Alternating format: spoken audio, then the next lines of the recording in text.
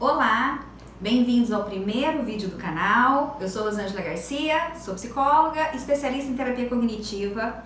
E para falar de ansiedade, nós bolamos um bate-papo descontraído e nada combinado. Então vocês vão ver que as perguntas elas fluíram naturalmente, as respostas fluíram naturalmente. A gente quis fazer desse jeito para que saísse de uma forma muito espontânea, né? E as pessoas se identificassem com essas questões da ansiedade.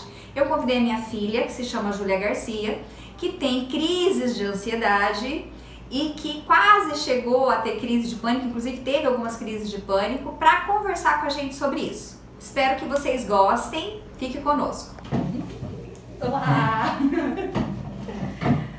Essa é a Júlia. Oi galera, eu sou a Júlia. Júlia, como que você teve a percepção de que alguma coisa diferente estava acontecendo com você? Você notou primeiro sintomas mais físicos ou teve alguma coisa que você percebeu em relação a pensamentos que não parava de pensar, né? Fluxos de pensamentos? O que chamou a atenção de que alguma coisa não estava legal? Então, é que no começo do ano passado eu queria fazer muita coisa ao mesmo tempo. Eu já sabia que eu era ansiosa, já tinha indícios de ansiedade, mas nada muito... E aí no começo do ano, como eu queria fazer muita coisa ao mesmo tempo, tipo, eu queria ler, eu queria fazer as coisas da faculdade, eu queria ler 3 livros, eu queria assistir não sei o que, eu queria fazer tudo. E aí isso começou a pesar demais, porque eu queria fazer tudo, eu queria começar tudo, não terminava nada, aí ficava um monte de coisa incompleta, eu me sentia muito incapaz, eu tentava planejar pra cumprir os horários, a hora que eu via, não tinha cumprido. Então isso começou a me deixar muito, tipo, eu ficava pensando demais nisso. Também em questão da faculdade, em questão de amigos, em questão de tudo, aí ficou tudo na minha cabeça pensante.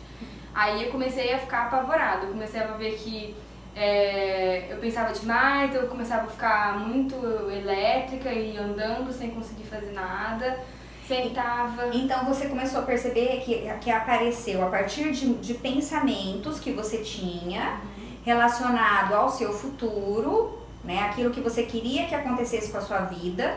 Esses pensamentos eles foram aumentando gradativamente, né? E tendo pensamentos relacionados à culpa e relacionados a não alcançar metas, é isso? E a partir desses pensamentos, você começou a perceber que o seu comportamento ele foi modificando. E esse comportamento ele foi ficando mais intenso, assim, mais ativa, mais... Não era nem a questão de ativa, porque eu ficava eufórica e não fazia nada. Então era euforia mesmo, você ficar desesperado e um monte de sentimento ao mesmo tempo que você não consegue saber o que fazer.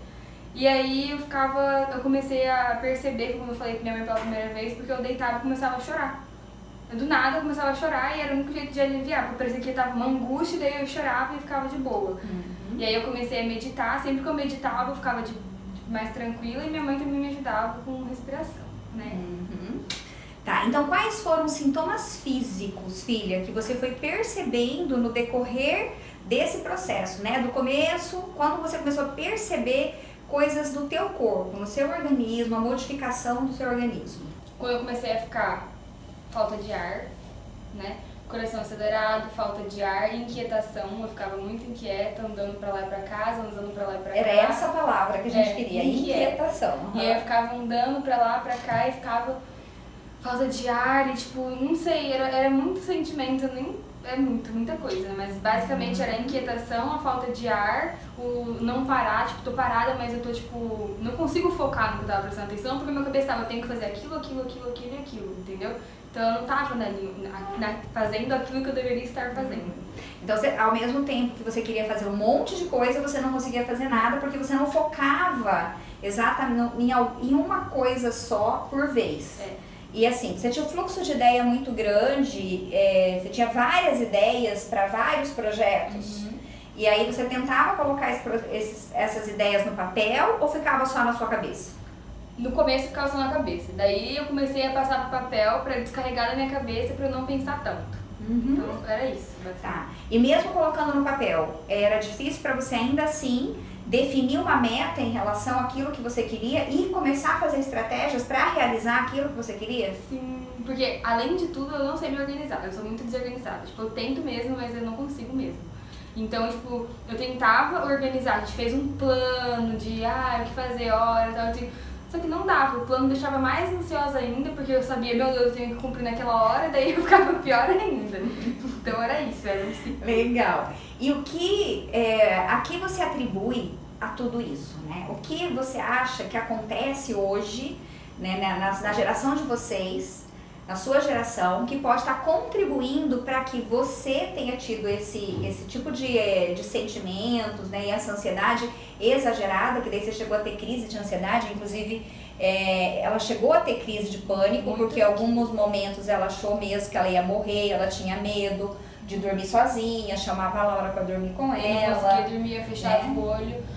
Aí eu ficava inquieta, daí eu levantava, tipo, como se eu estivesse sem ar, então era bem intenso. Daí eu tinha que deitar com a minha irmã, segurar a mão dela, essas coisas.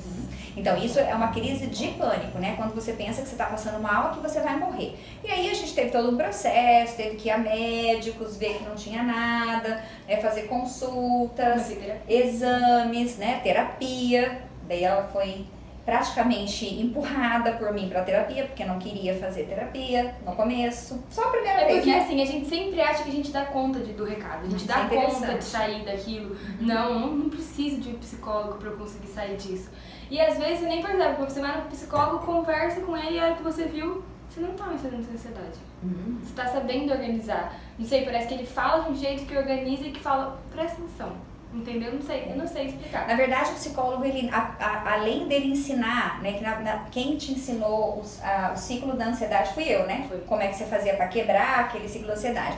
Mas além da gente ensinar esse ciclo, como é que se processa dentro da cabeça da gente, né? Todos os pensamentos que levam a essa crise e como quebrar esse ciclo, ainda lá no consultório, o psicólogo ele faz as perguntas corretas, né? A pergunta certa, que vai fazer com que o paciente pare, porque ele precisa pensar na resposta. E quando ele pensa na resposta, ele vê que aquilo que ele estava vendo é muito menor do que ele enxergava antes. Né? Quando você não para pensar, os pensamentos eles ficam meio obscuros, meio cinzas e muito conturbados, você não consegue identificar direito o que é que está pensando.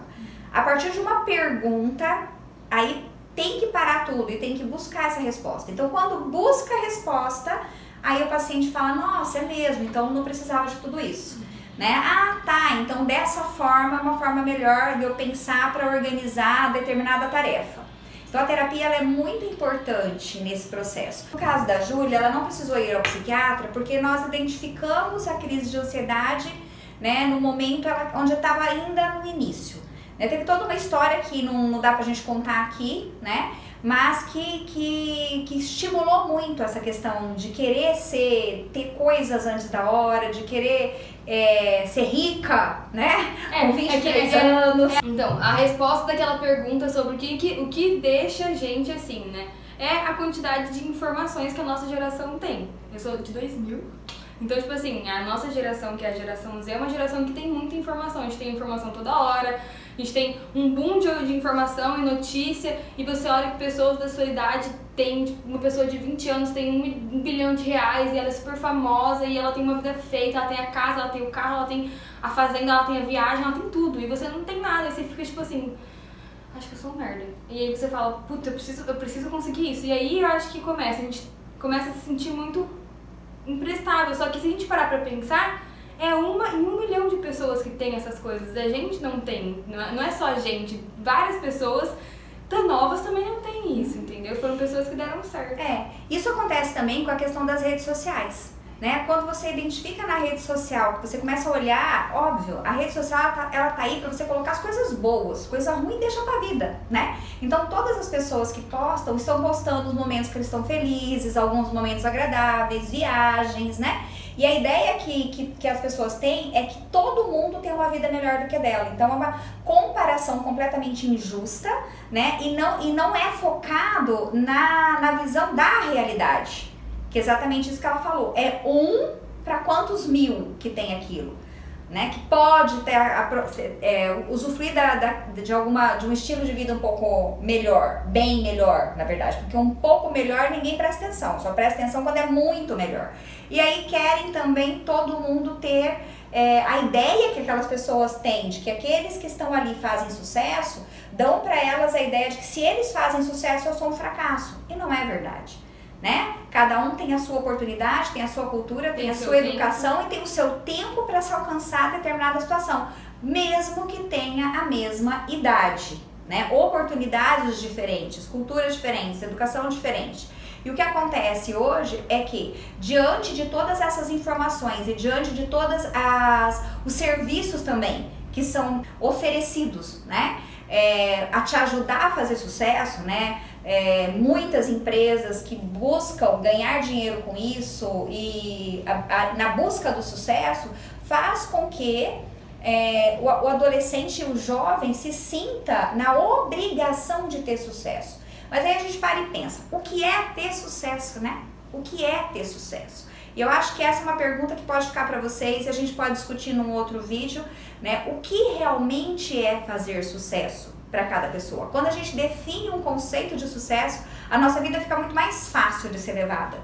Eu tenho um conceito muito legal, quando eu descobri esse conceito, para mim, mudou completamente o rumo da minha vida, que eu não mais me sinto obrigada a ter o sucesso que a maioria das pessoas pensam que é sucesso, né? Então é legal a gente definir isso também, tá bom? Júlia, então hoje, como que você lida com a questão da sua ansiedade, o que você aprendeu que você pode passar para as pessoas em relação a isso, a lidar mesmo com a ansiedade? Você curou da ansiedade? A ansiedade tem cura? Não tem. O que acontece é que você antes percebia os sintomas e seu corpo entra em desespero por não estar acostumado com aquilo. Então aí você, por exemplo, eu tenho uma pira com o coração desde que eu sou pequena. Então, tipo, meu coração acelerava, eu colocava a mão no coração, sentia o coração acelerado, achava que eu ia morrer, e tudo isso fazia uma catástrofe gigantesca, entendeu? Então, acho que primeiramente saber que você não vai se curar sozinho, né? Primeiro que não tem cura, segundo você precisa de ajuda de um profissional, né? Você precisa ir buscar alguém que realmente possa te ajudar. Aprender as técnicas de respiração, aprender a identificar o pensamento e solucionar aquele pensamento sem antes ficar desesperado. Se cobrar menos, saber que nenhuma pessoa tem superpoderes para fazer 50 coisas ao mesmo tempo, né? E determinar aquilo que você realmente quer, entendeu? Quero fazer tantas coisas, então beleza. Então, se organizar para fazer aquele tanto de coisa, mas sem ficar pensando na outra coisa, entendeu? Então isso que eu tô querendo dizer é focar na tarefa. Quando você foca a sua atenção naquilo que você está fazendo, não tem espaço para você pensar no que o outro está pensando em relação a você, né? No se vai dar certo, no se vai dar errado, que a gente chama de pensar no resultado. Então, quando você, ao invés de pensar no resultado daquela tarefa, o importante é que você preste atenção na tarefa. Agora, a Júlia, ela tem um canal no YouTube, né? Ela faz gastronomia e ela ensina a fazer receitas. Então, no caso dela, agora eu vou fazer uma torta. E nesse momento, ela tem que estar focada, prestando atenção no quais são os passos para que aquela torta saia a melhor torta possível, né? Se ela ficar pensando que ela tá com aquele monte de ingredientes ali, mas ela ficar pensando que tem gente que vai gostar, que não vai gostar, que vão gostar ou não do jeito dela falar, que ela tá bem vestida ou não tá bem vestida, que vão criticar isso ou aquilo, ela não vai conseguir prestar atenção naquilo que ela tem que fazer e como ela vai passar isso para as pessoas. Então, a concentração na sua tarefa vai fazer com que você tenha um resultado, né, bom, porque você não está pensando, não está com a mente desconectada lá no futuro, você está naquele presente ali, passo a passo do que você tem que fazer. Então, essa é uma dica e muito importante para que a ansiedade diminua. Como eu estava falando, nem todas as pessoas conseguem, né, não precisar de medicamento. A maioria das pessoas hoje em dia precisam porque elas só percebem que elas estão com crise de ansiedade altíssimas, chegando ou até na crise de pânico, quando elas já sofrem a crise de pânico, né? E a crise de pânico, ela é particularmente definida quando a pessoa pensa que vai morrer, quando ela pensa que ela vai enlouquecer. Então ela vai partir para a procura de médicos em primeiro lugar, para depois partir para a procura de psicólogo, né? E é importante que ela procure realmente um psiquiatra, porque é o psiquiatra, o médico que vai dar para ela a substância necessária para substituir ou para colocar substâncias químicas que estão ou em exagero ou em falta no cérebro. E a partir de então, né, junto com um psicólogo, aprender a pensar. Como a gente já explicou, né, as nossas emoções, elas não vêm pela situação, e sim pelo como nós entendemos essa situação. E esse entendimento da situação é nada mais do que você pensa sobre aquilo. E a maioria das vezes, tudo que nós pensamos e que são disfuncionais, que causam desconforto, que causam dores, são pensamentos errados, não são verdadeiros. E é isso que é o que ela disse. Então, nós precisamos identificar o que nós estamos pensando e fazer a atribuição correta para aquela sensação do corpo, no caso da crise da ansiedade.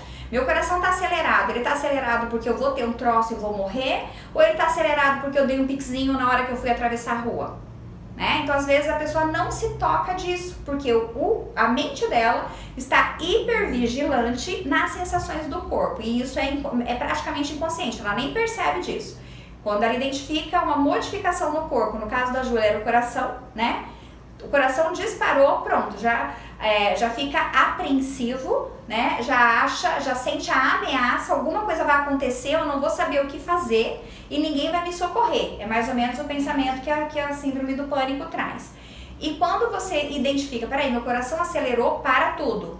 O que pode ter feito meu coração acelerar? E você levanta as alternativas, você vai encontrar a resposta correta para aquela alternativa, e isso já vai fazer você quebrar o ciclo. É o primeiro momento onde a gente consegue quebrar o ciclo, quando a crise, né, ainda não está muito intensificada, quando é o início. E aí consegue-se fazer o tratamento só com a terapia. No caso, a terapia cognitiva é a mais indicada, porque ela especificamente trata de pensamentos, né? A nossa matéria-prima é realmente o pensamento. Quer falar mais alguma coisa, filha? A sua experiência? Eu acho que uma coisa que é legal falar é em questão, por exemplo, eu tomei um café. Eu sei que o café, ele vai me acelerar. Então, tipo assim, quando eu tomo café e fico acelerada, eu começo a entrar em desespero ainda. Eu ainda entro um pouco em desespero, mesmo sabendo que o café foi aquilo que foi o que me acelerou, entendeu? Então, acho que a galera que tem ansiedade também tem muito isso. Tomei uma cerveja e meu coração começou a acelerar. Mas é o álcool que acelerou seu coração, entendeu? Então, tipo assim, tem muitas coisas... Essa é a atribuição correta. Porque se você não prestar atenção no que foi que fez com que aquilo acontecesse, você imediatamente vai ligar as sensações físicas e já vai fazer a ligação com vou passar mal, ninguém vai me socorrer, não tem o que eu possa fazer. E eu ainda tenho esse pensamento. Tipo, ontem eu saí com meus amigos e tomei alguma coisa, acho que foi jurupinga.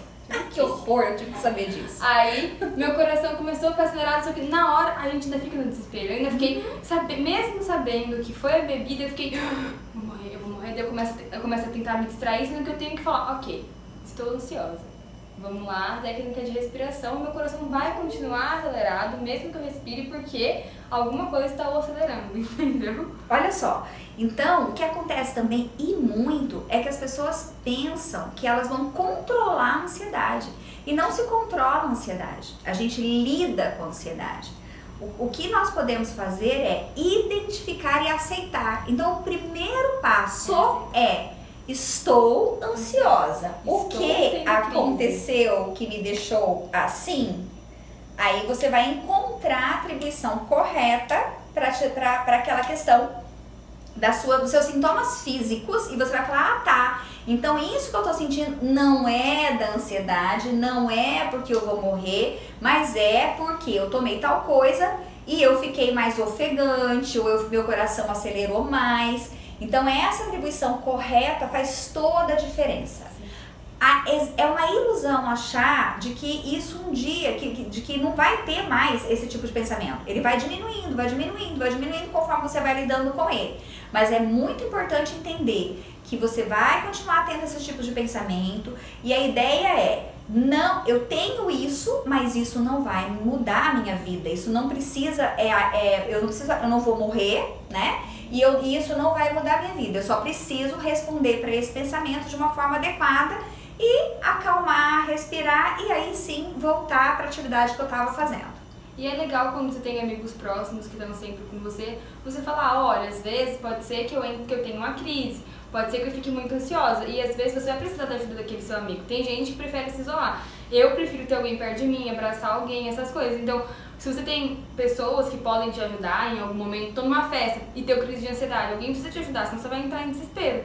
Então é muito legal você falar com seus amigos sobre isso, porque quando você precisar, alguém vai poder estar com você. E outra coisa legal desse vídeo é pra gente colocar que, assim como a Júlia, existem milhões de pessoas passando por isso. Então você não está sozinho, não é o fim do mundo, você não vai morrer, você só precisa entender o que está acontecendo com você, como se processa isso dentro da tua cabeça, como você vai quebrar, né, esses ciclos, e a gente pode falar disso depois num outro vídeo, né, explicando isso na sequência, talvez a gente possa fazer isso. Como que você vai quebrar esse ciclo, quais são as partes do ciclo onde você vai conseguir quebrar isso para que você possa voltar ao seu estado normal e de repente até curtir ali a sua balada, a festa que você tá, sem ter que ir embora dali ou ir parar no pronto-socorro, no hospital, achando que vai morrer, né, ou que vai enlouquecer. Ju, eu quero te agradecer, meu amor, por você estar aqui comigo, me ajudando nisso. Acho que vai ficar bem legal, bem diferente, né? Foi um jeito de mostrar uma realidade, né? Um exemplo, né? Um exemplo. E lembrando que cada pessoa é de um jeito, então cada pessoa vai reagir, pode ser que reaja diferente do meu, mas é ansiedade de modo geral. Sim. E é a crise da ansiedade, quando ela chega num pico muito alto, ela leva a pânico. Então é melhor identificar e tratar. Quanto antes identificar, antes você vai saber lidar com isso, antes você vai ir respondendo para os seus pensamentos. Quanto mais você fizer isso, menos vezes você vai ter crise, até que você consegue levar a sua vida de uma forma normal, sem se sentir fracassado. Outra coisa importante.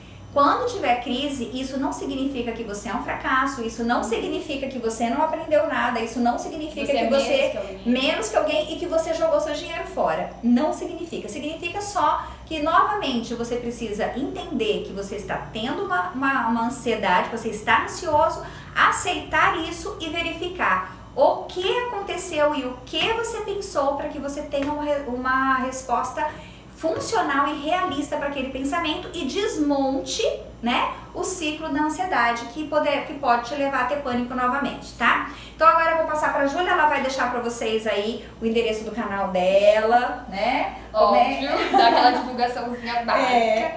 E é isso, galera. Obrigada, manos. Obrigada eu, amor. Deus abençoe.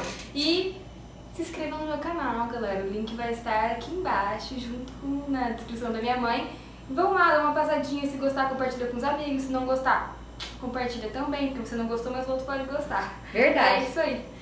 Bom, e aí a gente também tá quebrando, tá aqui reforçando, né, uma crença que é passada de geração para geração, onde diz que casa de ferreiro, espeto é de pau. Que é psicóloga e ansiosa. Né? A mãe é psicóloga, mas a mãe tem uma filha ansiosa, sim. E a ansiedade também não é só em questão de pensamentos, né? Existem outras coisas também, que trazem a ansiedade, como por exemplo, fator genético. E uma outra hora a gente fala um pouquinho mais sobre isso. Obrigada por estar aqui conosco até o final. Vem com a gente, se inscreva no canal da mamãe, se inscreva no meu canal. Ajudem os amigos que têm ansiedade. Beijo. Obrigada. Tchau, tchau.